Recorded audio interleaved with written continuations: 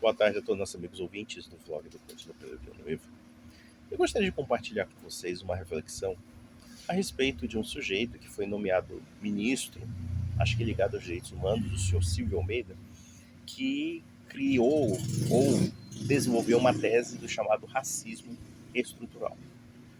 Eu acho muito interessante porque o intelectual socialista de gabinete, muitas vezes, é muito parecido com a tiazinha do Zap. Alguém vai achar graça, porque se nós deduzirmos, a tiazinha do Zap muitas vezes é uma mulher desprovida de cultura, uma mulher que não tem muita leitura e que muitas vezes é crédula com uma velhinha de Taubaté. Mas enfim, no entanto, existe algo no intelectual de gabinete, no homem que vive entre seus pares, é que parece que ele não tem contato com o mundo real daquelas pessoas mais simplórias e mais básicas. E eu falo isso porque o meu convívio diário é com pessoas comuns. O meu convívio diário é com as pessoas que realmente vivem suas vidas rotineiras e cotidianas e não têm grandes especulações filosóficas. E, no entanto, por que eu digo que o intelectual socialista de gabinete, mas ele pode também ser um intelectual que não seja socialista, pode ser de outro matiz, e, no entanto, essas pessoas não têm um contato com a realidade. Recentemente eu vi um comentário de um outro intelectual, um desses da turma de acadêmicos, elogiando o Silvio Almeida, um discurso de Cícero, e blá blá blá, aquela bajulação toda que os acadêmicos fazem entre si. E esse cara uma vez teve uma quisilha comigo, porque eu participei de uma live a respeito do olavismo, a respeito da anatomia do Olavo de Carvalho, da sua carreira, enfim, em que eu participei inclusive com o Lucas Sampaio, que é um rapaz que ele tem um vlog, e até mesmo o Joel Pinheiro da Fonseca. E esse cara falava de democracia, de liberdade de opiniões, de pluralidade. E quando eu falei de algo que foi muito indigesto para ele, que a ascensão do olavismo como do bolsonarismo tem a ver com a história pregressa do PT, ele se incomodou, queria ditar para mim o que eu deveria falar, querendo até me censurar, querendo até me boicotar. E como eu simplesmente não dei muita bola para ele, simplesmente ele foi embora choramingando as pitangas dele. Ou seja, bem democrático, diga-se de passagem. Mas em que ponto eu digo que intelectual de gabinete é como tiazinha do Zap? Eles vivem uma realidade muito paralela à realidade brasileira. E eu vejo que muitas vezes essa tese do racismo estrutural, quando eu analiso dentro da minha rotina, do meu cotidiano, já que eles estão falando que esse racismo existe na nossa rotina. E, no entanto, eu pego a lâmpada de Diógenes tentando encontrar esse segredo oculto de nossas almas, desse racismo escondido que nós temos que ruminar, catar de algum lado ou de outro, que eu não consigo encontrar. Porque vejam, eles criaram a tese de que existe um racismo disfarçado, ou de um racismo camuflado. Mas sociedades autenticamente racistas não têm vergonha do racismo. Nos Estados Unidos, durante muito tempo, os brancos simplesmente ficavam somente com pessoas brancas, conviviam com pessoas brancas, enquanto pessoas negras só conviviam com pessoas negras e acabou, e ninguém discutia sobre isso. Era simplesmente, aí sim, nós podemos dizer que existia uma estrutura social que determinava onde você estava dentro da cor da sua pele. Aí sim podemos dizer uma estrutura racial, ou uma estrutura racialista. Uma estrutura que alega, inclusive, uma identidade racial excludente de outra que não faça parte desse grupo. E aqui nós temos, sim, um caso de racismo, ou um caso de uma sociedade racista. Nós podemos pegar também o que aconteceu na Alemanha nazista, o que aconteceu, por exemplo, do tratamento que os nazistas deram aos poloneses, aos judeus, aos russos, enfim, aos eslavos em geral, que realmente é um tratamento ignominioso e tenebroso. Mas no Brasil, e é interessante que morreu recentemente o nosso querido Pelé, e eu penso que o Pelé é a prova mais viva de que esse racismo estrutural não existe, ou é simplesmente uma teoria inventada por um intelectual de gabinete. Eu digo com a mais clara tranquilidade Porque o Pelé é uma unanimidade entre todos os brasileiros. 99,9% dos brasileiros. Pode ser o brasileiro branco, o brasileiro negro, pobre, o rico, etc. Ou seja, de um homem bem-sucedido socialmente. E que ninguém fala sobre a questão da pele dele.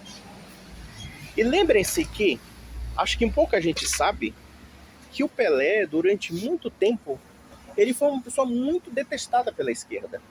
Ele foi uma pessoa muito detestada pela esquerda justamente porque ele nunca tomou partido de agendas políticas. Ele simplesmente tinha a imagem de um rei, ou seja, a imagem de uma pessoa conciliadora. Então, para ele, não importava se era negro, se era branco, etc. Houve, em várias entrevistas, ou pelo menos uma que eu vi com o Pelé, em que o pessoal questionava porque ele se casou com uma mulher branca, por exemplo. Mas o Pelé é a representação do brasileiro autêntico. Porque ele se casou com mulher branca, ele se casou com japonesa, ele se casou com quem ele quiser, sem nenhum tipo de racismo estrutural, nenhum tipo de estrutura que dissesse para ele, você só tem que casar com pessoas negras. Eu poderia ir mais longe. Eu não sei se vocês já viram as revistas do Pelézinho, do Maurício de Souza. E uma coisa que eu acho espetacular nessas revistas é que é a representação cabal da nossa espontaneidade, daquilo que é mais autêntico no brasileiro, que é essa coisa assim, um pouco do, como os castelhanos diriam, de estar. Ou seja, a gente não esquenta a cabeça com quase nada, é uma vida de escracho, de espontaneidade, de alegria. E é interessante que na história do Pelézinho, os quadrinhos do Maurício de Souza, você vê a representação cabal de um Brasil autêntico que não existe no mundo desses intelectuais da atualidade.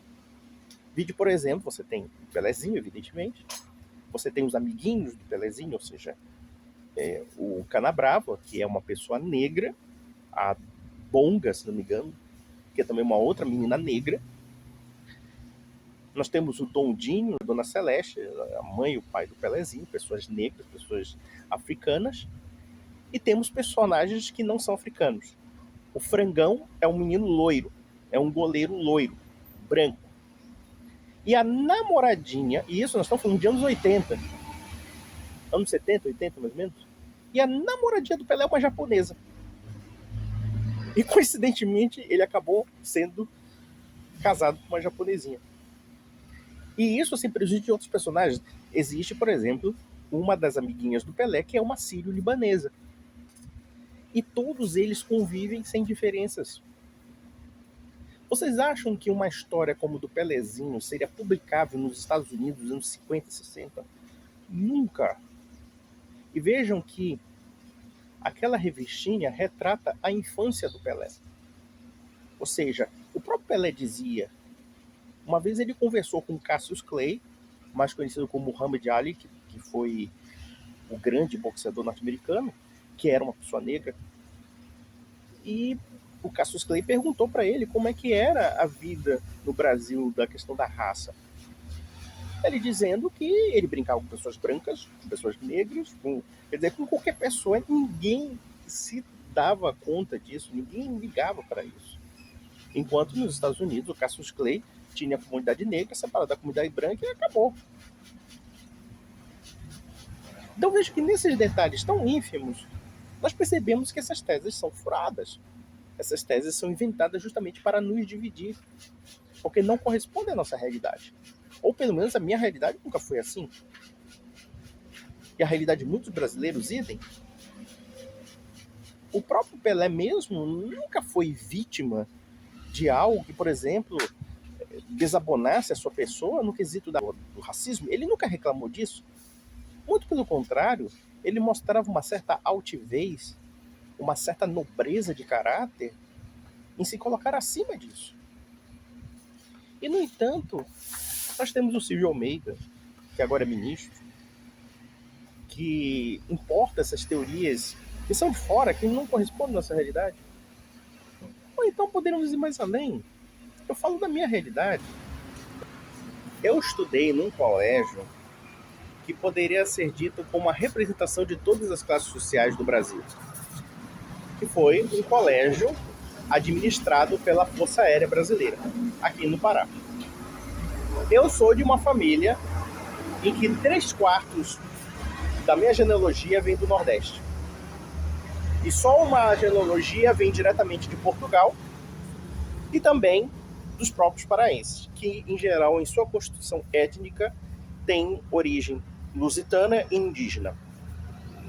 E vejam que, nesse ambiente pelo qual eu estudei, havia pessoas de todas as cores, e mais, a grande maioria era parda, refletindo, basicamente, como são a grande maioria dos paraenses. Os paraenses de Belém, em geral, têm a constituição física indígena, ou indígena portuguesa, ou seja, a mistura lusitano-portuguesa. Então, grande parte das minhas amigas, das minhas colegas em geral, ou eram pessoas, claro, haviam pessoas de origem portuguesa, uma outra pessoa de origem não portuguesa, europeia. Por exemplo, uma vez eu conheci um rapaz que ele era brancão, parecia um leitão de tão branco, vermelhão, daquele tipo alemão mesmo, ele era de origem alemã, os olhos azuis, loiro, um cabelo de espiga de milho, e uma outra que parecia realmente vir da Finlândia, mas aí era uma exceção da exceção da exceção, porque todo mundo ou era uma pessoa branca, no sentido como encontraremos em Portugal, na Espanha, ou seja, de pessoas com cabelos escuros, pele queimada, enfim, ou então pessoas pardas. E para nós, o racismo era uma coisa completamente insignificante. Evidentemente que seria bobo dizer que não existe racismo no Brasil, evidentemente que existe, mas não é uma coisa estrutural. Porque quando falamos de estrutural, é como explanei aqui inicialmente.